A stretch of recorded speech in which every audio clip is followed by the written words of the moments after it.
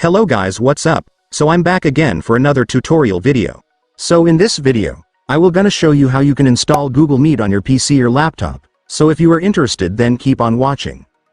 But before all that, if you are new to my channel, consider to like and subscribe for more videos like this, and also, you can comment down below if you have something that you want me to make a tutorial about. So without further ado, let's start the tutorial. So to install Google Meet on your PC or laptop, it's actually pretty easy, just follow what I'm gonna do. So for the first step, I want you to open Microsoft Edge. Reminder guys, you can't use any other web browsers, you must only use Microsoft Edge in order for this to work.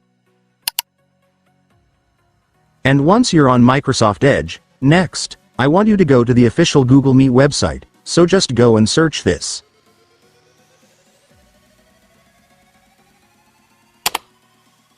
And after searching, you will now be able to see the official website of Google Meet, so just go and click it.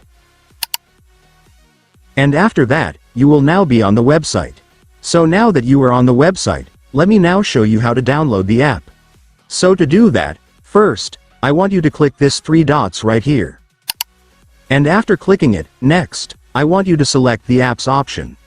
And after that, you will now see the install this site as an app option right here, just go and click it. Then click the install button to start installing the app. And after that, it's done. Your Google Meet app will now be installed. And by the way guys, you might notice that even after installing your Google Meet, you might still not find the app on your desktop home screen. So to fix that, just go back to your Google Meet app. And once you're on the app, just click this 3 dots at the top. And then select App Settings. And then for the last step, just click this Create Desktop Shortcut button to add the app on your desktop home screen. And after clicking it, it's done. Congratulations, your Google Meet app will now be on your desktop home screen.